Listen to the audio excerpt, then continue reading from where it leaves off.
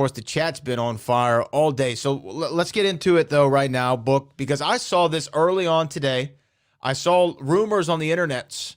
I saw Braun Strowman's name out there a lot, and I was reading. This was from one of those inside sources named WrestleVotes on Twitter. I don't know how they get all these things right, but they said, I'm hearing that, Braun Strowman's gone, right? And that was before any news site had reported it.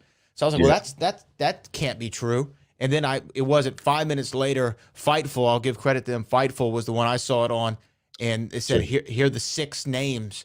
And I immediately shared it to you. I was like, did you see this? This is crazy. And it wasn't like, and I hate to say this, but sometimes when you see these list of names, you say, I mean, it kind of makes sense. Yeah. Right? Like, I saw that coming. I'm not shocked by that one. There's always a couple surprises, but overall, you're never really surprised. But when I saw Braun Strowman was the first name on there, the first name to get released, this is a guy who just at WrestleMania was in a featured match, and not just any match, a match with Shane McMahon, right? He was featured heavily with Shane McMahon on television for months. He was the Universal Champion. In the last pay-per-view, he was competing for the WWE Championship against Bobby Lashley and Drew McIntyre. This is somebody who's in the mix.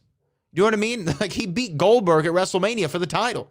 This isn't somebody you think, oh, they're going to let Braun go, obviously. That was the one that shocked me out of all of them. And I think that I can make a case that they were all shocking.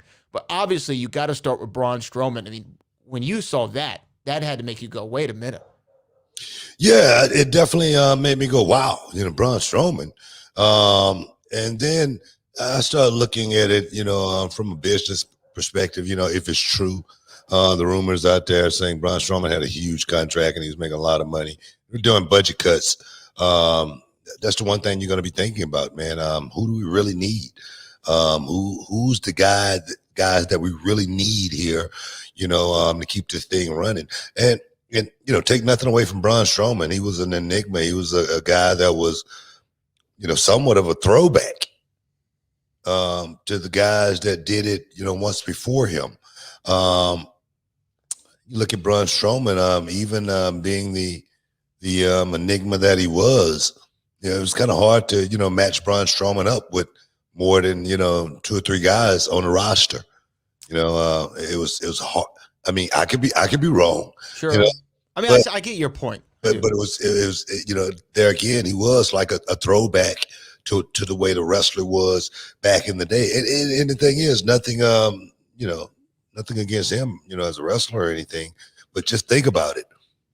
In Japan back in the day, you had, it was the Battle of the Giants, the Stan Hansens of the world, the Big Van Vaders of the world. And you look at in the layout of Japan now, it's totally different. Yeah.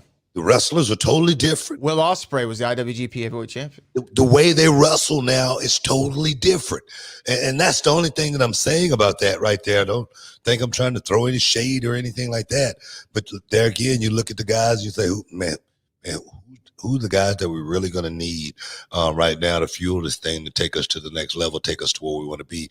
Is Braun Strowman one of the guys? Obviously, they didn't think he was one of the guys, or it could have been something there underlying that I don't even know about as far as contract dispute, maybe, thinking grass is greener on the other side. Maybe it's time for me to get up out of here. Maybe one of those type of things. I'm always thinking about, I know we got to take a break here. I'm always thinking about a guy like Braun Strowman when he comes around. Man, this is the guy that's going to replace Kane for the next 20 years. This is the guy that's going to replace The Undertaker for the next 20 years. But just think about it. Those days are over. Those days are well behind us. They're long gone, and they'll never, ever come back. Stick around, guys. You're in the Hall of Fame.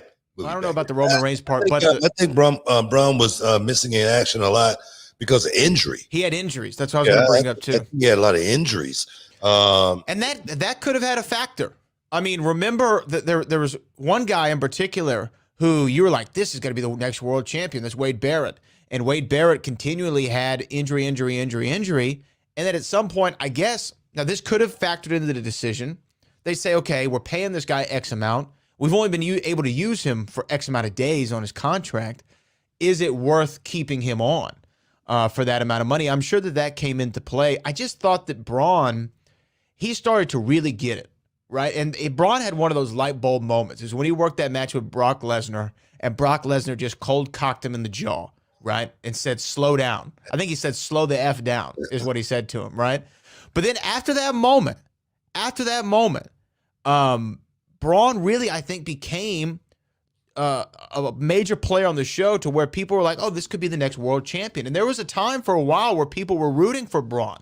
The internet community said, we want Braun Strowman to win the title. I think that by the time he got it off of Goldberg, that ship had kind of sailed a little bit, and the steam had been cooled off from him. Again, you know, with the title on a guy like Braun Strowman, there's only 2 or 3 guys on the card that he could wrestle, that he could actually go out there and compete with. And that's why I say, you know, it didn't favor him a whole lot as being, you know, a guy that they say, hey, we're going to be using this guy for the next 15 years. So I think, you know, when I think about talent, and you know, signing them to like a major contract, a big contract, you know, $1 million plus. This is a guy that's going to be around for quite some time.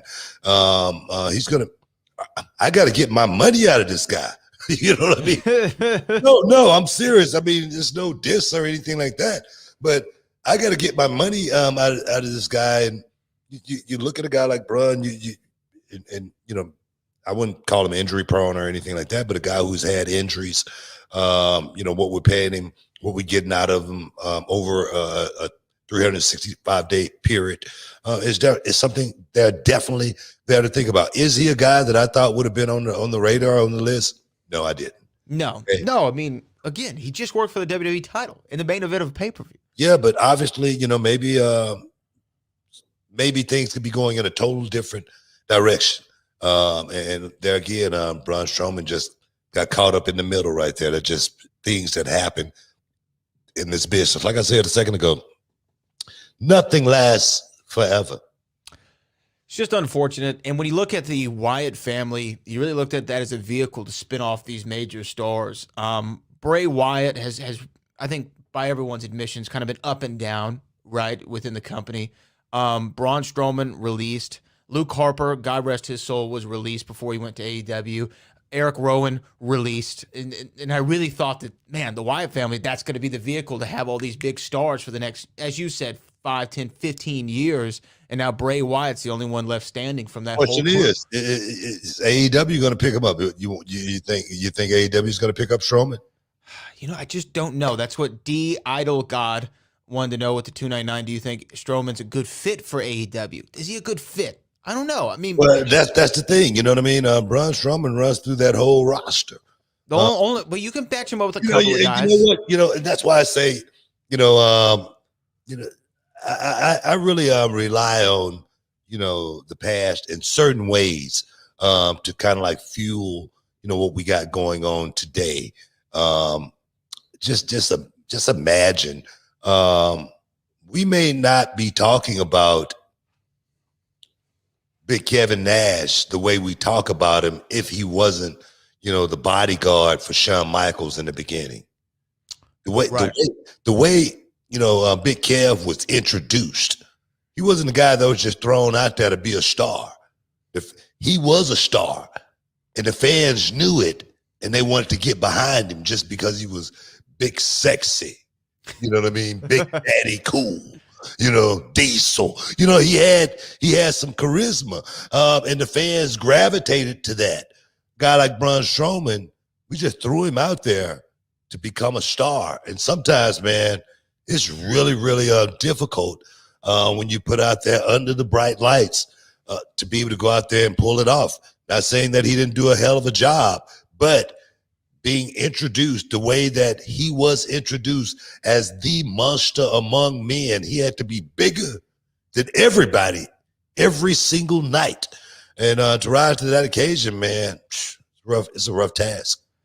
Rough task. So will he fit in AEW? I don't know. I'm sure that he's going to explore conversations, especially that the guy who brought him into the wrestling business. We just talked about this on Monday. Mark Henry is now working over for AEW. There's an obvious connection over that way, and you know, maybe you put him in against someone like a Brian Cage or something like that. I don't know. There's some possibilities over there for him. But let's talk about it's like 2 matches over there for him. Lance Archer. Yeah, Lance Archer, Miro, Miro. Like I said, there's 2 or 3 guys. Braun Paul Strowman. Wyatt.